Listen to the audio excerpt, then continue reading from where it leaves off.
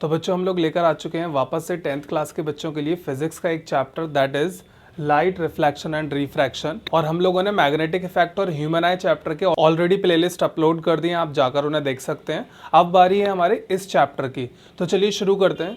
सबसे पहले हमारा टॉपिक क्या है बच्चों? लाइट। तो आप सभी को पता है कि लाइट एक एनर्जी होती है, इसको हम देख लेते हैं आसानी से, और ये कुछ सोर्सेज से निकलती है। दो तरह के सोर्सेज होते हैं हमारे पास, that is luminous and non luminous. Luminous वो सोर्सेज होते हैं बच्चों जिनके पास अपनी खुद की लाइट होती है, जैसे आपने देखा होगा इलेक्ट्रिक बल्ब हो गया, टॉर्चेज हैं, कैंडल्स हैं, ये सब क्या करते हैं? अपनी खुद की लाइट एमिट करते हैं। अगर हम बात करें नॉन ल्यूमिनस की, तो बच्चों ये ऐसे ऑब्जेक्ट होते हैं जो कि अपनी खुद की लाइट एमिट नहीं कर पाते हैं, बल्कि जब इन पर लाइट पड़ती है तब हमें ये दिखाई देते हैं, ठीक है, रिफ्लेक्शन के थ्रू।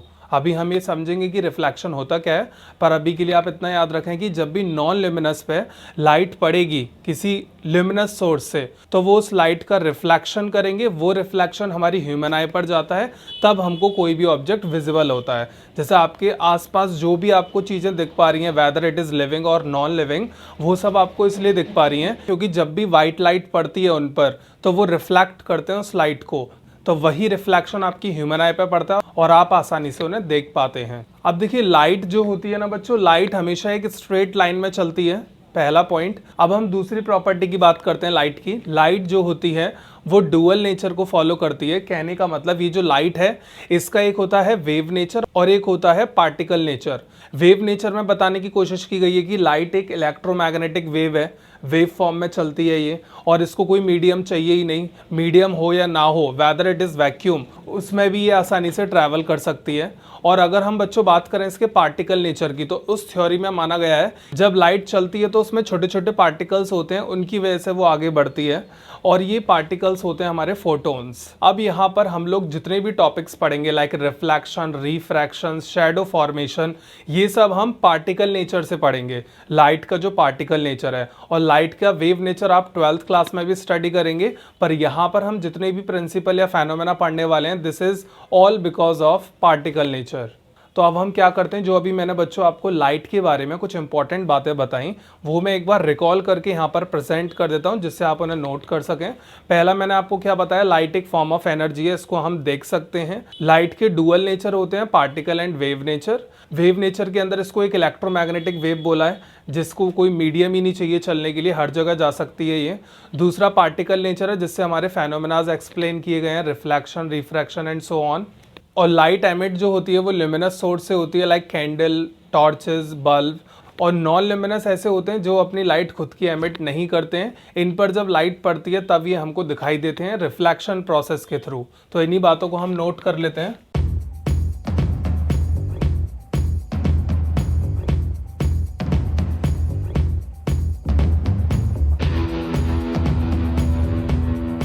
फर्स्ट वन मैंने आपको क्या बताया, इसका पहला नेचर है वेव नेचर, जिसमें हम इसे एक इलेक्ट्रोमैग्नेटिक वेव बोलते हैं। शॉर्ट में मैं लिख देता हूँ EMW, आप इसकी फुल फॉर्म लिख लीजिए, इलेक्ट्रोमैग्नेटिक वेव। इसको कोई मीडियम की रिक्वायरमेंट नहीं चाहिए प्रोपागेट के लिए, do not require any medium.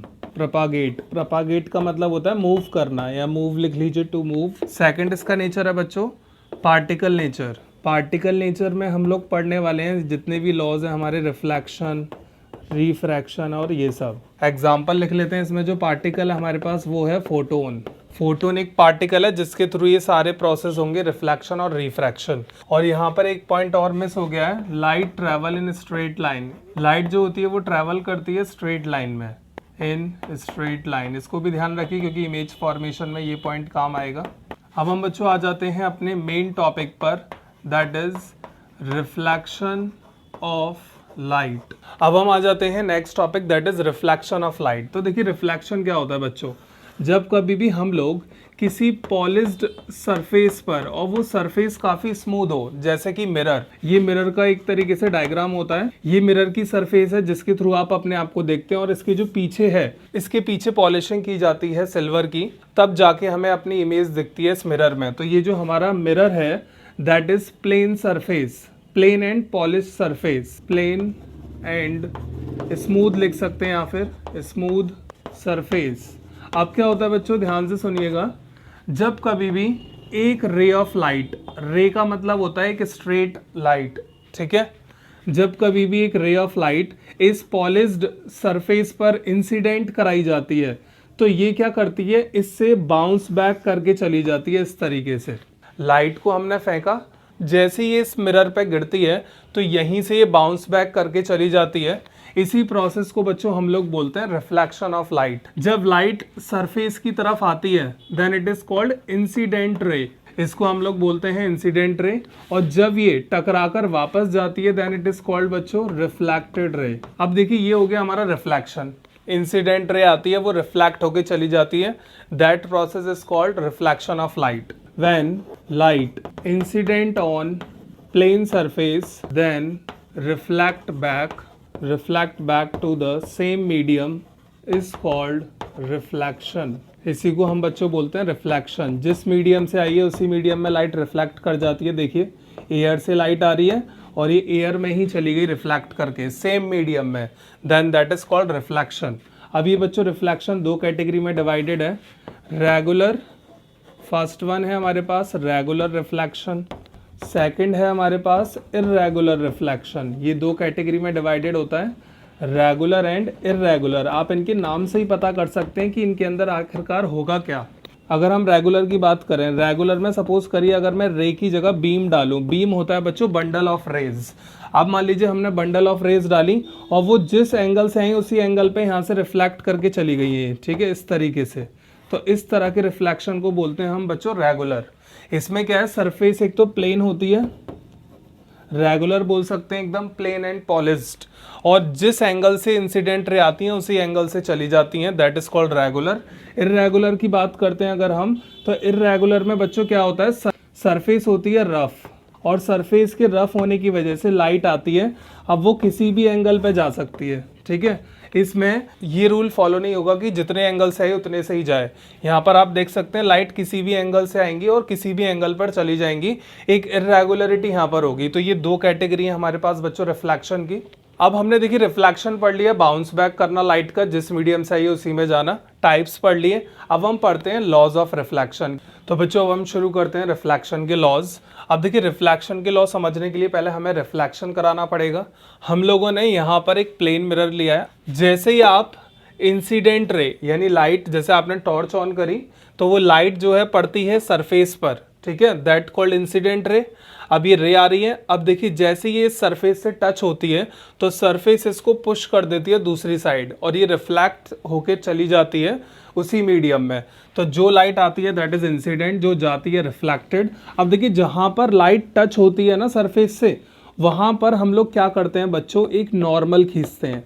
ये नॉर्मल हमेशा जिस सरफेस से लाइट रिफ्लेक्शन कर रही है उसके 90 डिग्री पे होता है, that's why it is called normal. अब इसमें एक पॉइंट और समझिए, जब कभी भी इंसिडेंट रे आती है तो वो देखिए नॉर्मल से कुछ एंगल बना रही है, ठीक है। इस एंगल को हम बोलते हैं आई, और इसका कंप्लीट नेम है angle of incidence. I is called बच्चों एंगल ऑफ इंसिडेंस। अब ये जो रिफ्लेक्टेड रे है ये भी नॉर्मल से कुछ एंगल बना रही है, दैट इज कॉल्ड आर। इसको बोलते हैं एंगल ऑफ रिफ्लेक्शन। ये हमारे पास यहाँ दो एंगल बनते हैं I and R, where I is angle of incidence, R is angle of reflection. अब हमारे पास जो लॉ है वो आप ध्यान से सुने। फर्स्ट लॉ है बच्चों हमारे पास इंसिडेंट रे, पहला आप सुन लीजिएगा फिर मैं आपको इलेबोरेट करता हूँ। Incident ray, reflected ray and the normal all lie in the same plane. अब इसका मतलब क्या है, सुनिए, यहाँ से लाइट आती है, इंसिडेंट लाइट आई, इस तरीके से इंसिडेंट रे मिरर से टकराएगी, फिर रिफ्लेक्टेड रे शुरू हो जाएगी, ठीक है। अब आप ध्यान से देखिए, ये नॉर्मल सपोज कर सकते हैं मुझे, इंसिडेंट रे इसी प्लेन में आ रही है और रिफ्लेक्टेड भी इसी प्लेन से जा रही है और ये नॉर्मल है। क्या हम तीनों एक साथ एक ही प्लेन में लाई कर रहे हैं?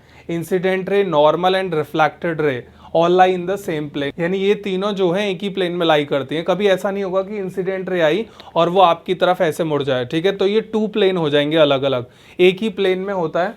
कभी भी रिफ्लेक्शन अगर हो रहा है तो वो एक ही प्लेन में होना चाहिए, ठीक है। तो इस पॉइंट को हम लोग लिख लेते हैं, इंसिडेंट रे,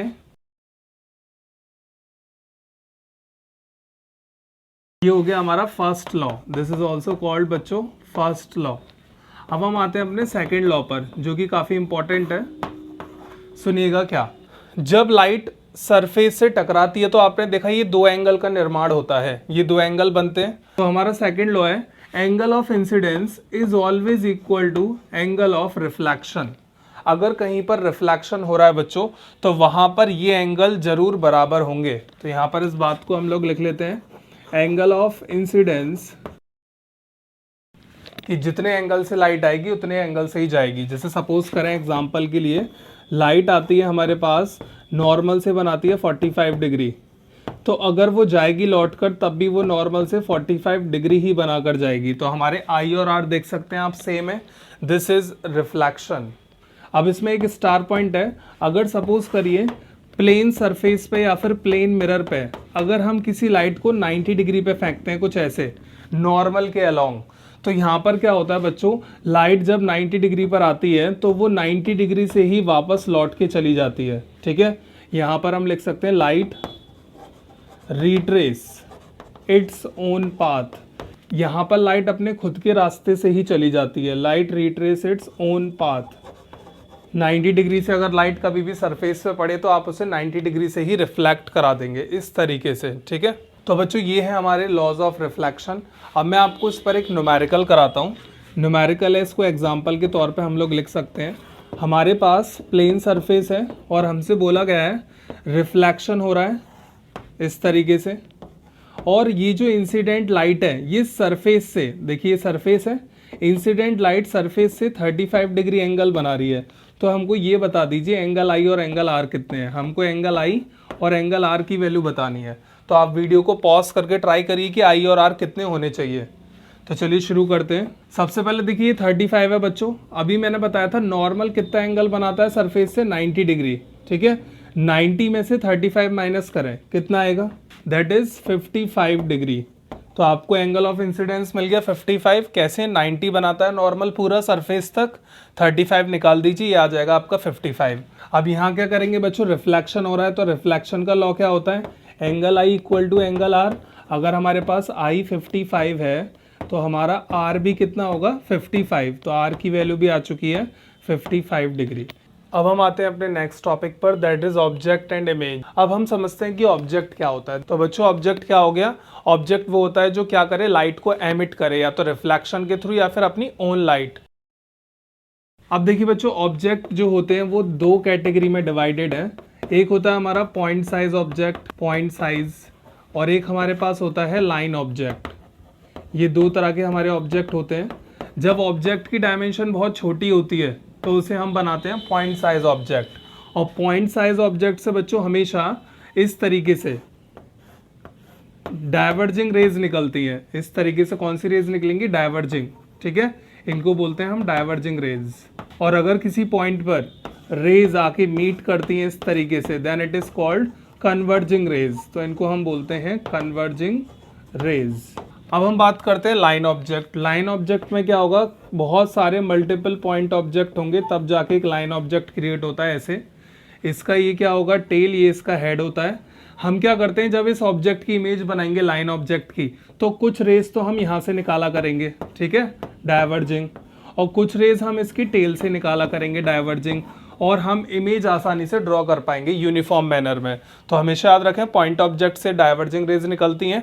लाइन ऑब्जेक्ट से अगर हमें इमेज दिखानी है तो हम उसके हेड और फुट से रेज निकालकर उसकी इमेज बना सकते हैं।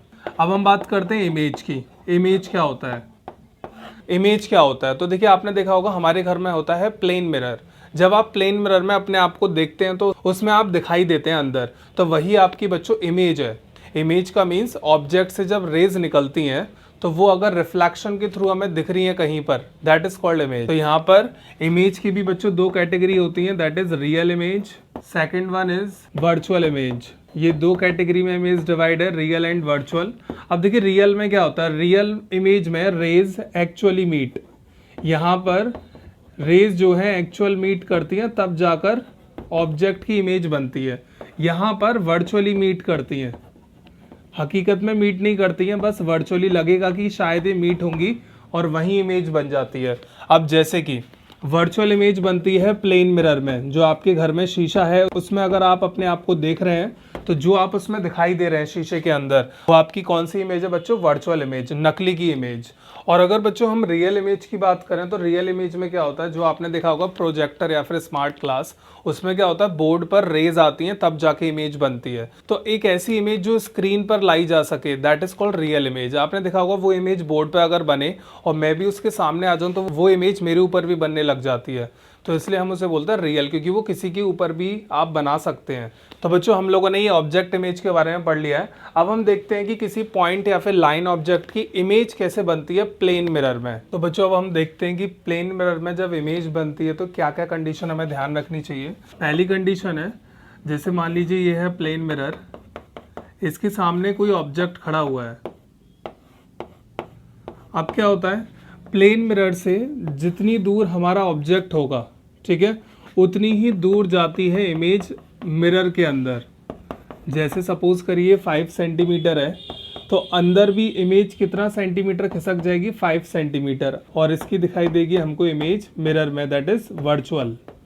और जब भी देखिए इमेज बिल्कुल सीधी बना करे, जैसे इसका सर ऊपर है तो यहाँ भी सर ऊपर ही दिख रहा है, एकदम सीधी बन रही है, दैट इज कॉल्ड इरेक्ट।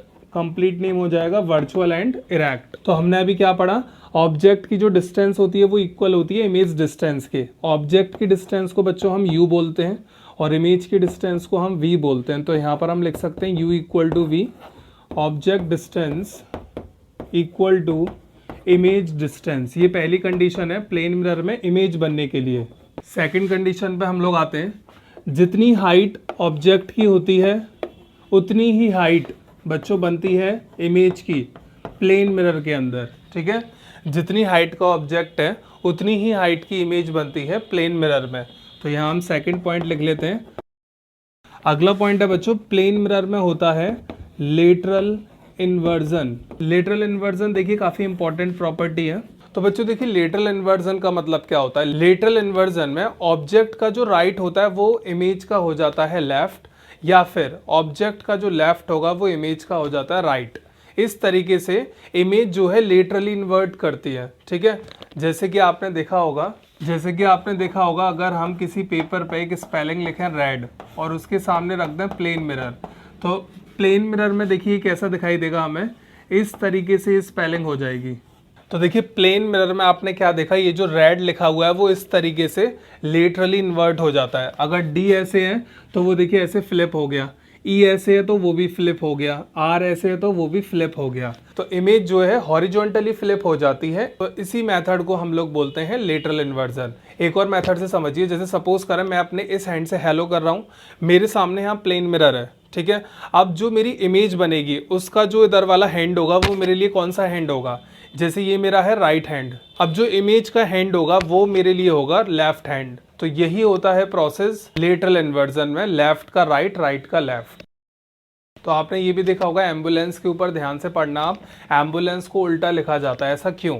जैसे फॉर एग्जांपल आप ड्राइविंग कर रहे हैं, मान लीजिए बाइक है मेरे पास, मैं ड्राइव कर रहा हूँ और मेरे जो बाइक का साइड मिरर होता है, ठीक है, और मेरे पीछे एम्बुलेंस आ रही है, तो उस मिरर में क्या होगा, एम्बुलेंस उल्टा लिख रहा है उसके ऊपर, पर वो मिरर क्या करता है, मिरर का काम क्या होता है बच्चों, इमेज को लेटरल इन्वर्ट कर देना, यानी फ्लिप कर देना। तो वो जो उल्टा एम्बुलेंस लिखा हुआ है वो मेरे मिरर में, साइड मिरर में मुझे सीधा दिखाई देगा, जिससे हम लोग एम्बुलेंस को साइड दे देंगे और एम्बुलेंस जा सकती है।